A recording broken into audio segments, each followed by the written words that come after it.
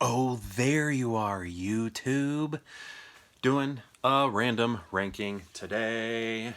We are going to go to my movie collection, pick out 3 movies at random. Going to start right now. My eyes may be closed for a part of it, not all of it. 1 movie. Then we are going to rank these movies based on a variety of criteria. How good I think the movie is, how nostalgic it is to me, the craft, the actors involved, sometimes the musical score, how much I'm in the mood to watch the movie on an average day or on a day like today. So a lot of factors coming into play here. Okay, here we go. This is funny because here's our first one. Let's make sure I've seen all of these. Okay, good. This one is funny because this is City Slickers 2. I was just talking about this movie recently when I pulled out Vampire in Brooklyn, and I talked about how the ending of Vampire in Brooklyn is like the ending in City Slickers 2, where it feels incredibly tacked on. Like they showed the film to a bunch of audiences and the endings were not received well, so they tacked on this ending, or maybe it had like multiple endings and then they tested a variety of them and this one maybe tested the best.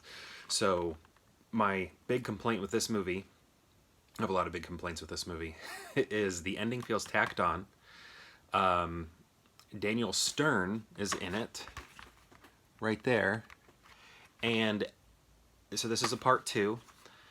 Everything about Daniel Stern's arc in part 1 is completely abolished in this movie. It doesn't exist. He's just the sad sap that he was, the same sad sap he was in this movie as he was in the first movie, which was terrible because at the end of the first movie he ends up, gaining some confidence. Looks like he's making some, love, not love. Looks like he's making love. It looks like he's making strides in finding love through Helen Hunt. Like he's not Helen Hunt. Gosh, Helen Slater. It looks like they're gonna start dating basically. And then in this movie, he's just the sad sap again. And it's like, why do you do that to characters? I would like to see what his life is like as a positive individual with where things are working out for him, because we've already seen his life, where things aren't working out for him. But yeah, the first City Slickers I love. One of my favorite movies from growing up. One of my favorite westerns, I guess you could even say. But this one is not very good. And I love Jon Lovitz, but sorry, Jon Lovitz. I didn't need you in this movie. I don't know, he's funny. I didn't need this movie. The first one is good. This one I'm not so into, but look at that cover. I actually kind of love this cover. Is that a photograph in front?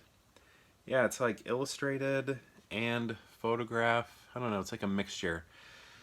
But yeah, this one is not as good as the first. Devil's Knot. Are you familiar with the West Memphis 3? This is the story of the people who were accused of killing the young boys, and sort of follows their trial. I'm trying to remember everybody's name. Damien, right there. Oh man, I feel so bad for not remembering their names. Yeah, I don't think they're listed here. Blast. But yeah, so this is based off a true story, and is again about the West Memphis 3. It depends on who you're talking to, or I don't know. I feel like it flips back and forth. The West Memphis 3 could be these 3 children that were murdered, or the 3 kids, teenagers who were accused of murdering them, and then ended up on death row. Well, one of them ended up on death row, and 2 of them ended up in life in prison. They're out now because it's clear they were not responsible for the murders. But it's an interesting case too, because it's like they are out of prison, but they have to they're verbally maintaining their innocence, but it's like the court still sees them as guilty. It's something called an Alfred plea, and it's a way to get innocent people out of prison, but the state doesn't get like sued or in trouble, or they don't have to say that, oops, we were wrong. Even though it's like clear that's what happened, it's like a way to where, I don't know, the state government doesn't get in trouble for imprisoning people for years and almost killing them. So yeah, this is a good movie here. I don't know, the documentaries though, there are documentaries that cover this as well, are pretty good. One is by Peter Jackson, and it is called West of Memphis. That one is good. I mean, yeah. And then there's this trilogy that HBO put out, and those are called, if anybody can remember, I feel like the word eternity is in them. I can't remember. I feel so bad for not remembering this, and I'm not going to be able to edit this video, so you'll have to look that one up on your own. But is it Eternity? At Eternity's Gate? No. Is that it? That doesn't sound right. Anyway, 3, it's a trilogy, documentary, and it's about the West Memphis cases, so check those out. If you look up, you know, documentary trilogy, West Memphis 3, I'm sure you'll find it. Wish I could remember the title. And then Killer Klowns from Outer Space. This is like a throwback. This is like, when I was very little, I would watch this. Oh, it's only rated PG-13. Okay. So, yeah, me and my neighbor, this was, I don't know if he had this. I think we would just rent it all the time. Like when I was very young, like preschool, kindergarten, first grade type stuff, we were watching this movie, and yeah, I'd like to revisit it soon, because I bought this DVD, I don't know, a couple years ago, but I still haven't watched it. So I do need to give this a rewatch, because it is more of like a childhood film and less of one that I'm as familiar with as an adult. It's kind of like another one, The Gate. That's another movie that is like from very youthful childhood that I used to watch. And I don't, you know, I want to see it as an adult. Is it going to be good, or should I never see it as an adult? Because what if it's not as good? You know, that's another fear I have with this. What if I don't like it as an adult? But anyway, let's get to ranking these. Wow, I'm at almost 9 minutes now. Thank you for watching if you made it this far. I appreciate that. I know I ramble a lot. So how do we rank these? So, I don't know, like, Devil's Not... I think the documentaries are going to be a little bit more interesting than the film, this film here. Again, childhood nostalgia, but young, very young childhood nostalgia. I love the first movie, so now I'm talking about City Slickers 2. I love City Slickers 1, and a lot of that love carries into this one, and why I still give it somewhat of a pass, even though I have a lot of issues with it, especially the dumb ending in that hotel room. So, what does somebody do? Also, I love snapper cases right here. You know, a lot of people have their 4Ks, steelbooks, things like that. I love DVD snapper cases. Love these things. But what do we do here with the ranking? I just don't know.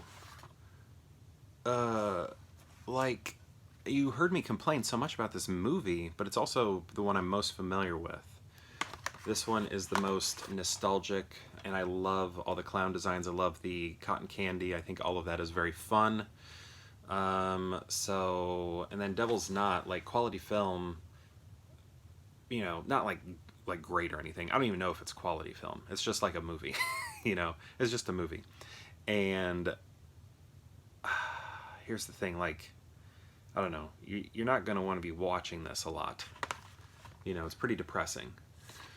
So, what do we do? I mean, you had lives that were literally lost, and then lives that were like, you know, held up in prison forever. Not forever, but they're out now. But, you know, in some ways, I don't know. It's just, this is not one that you're going to be like, yeah, let's put that in. It's more of like you watch it once or twice, and then you're like, you know, to show it to somebody, and then you're kind of good, because it's kind of difficult to watch. Okay, I think this is it. I think this is what I'm going to do. I think I'm going to go extreme nostalgia, and then do City Slickers 2, because I love these characters, but more from the first one. So it's more like the first movie has carried over a lot of love into this movie, if that makes sense. Plus, I do think Jon Lovitz is funny as a person. I just, you know, I'm not sure if he was right for this. But this one, I think I have to put at the end just because it's hard to be in the mood to watch something like this. So this might be a mood thing. Like if somebody's like, what do you want to watch? Well, Killer Klowns, because it's been a while, and this was like a major young childhood film for me, and I'd like to revisit it. And then City Slickers, because it's an easy watch, and then this one, it's a tough watch. So I think this is it. This is my ranking.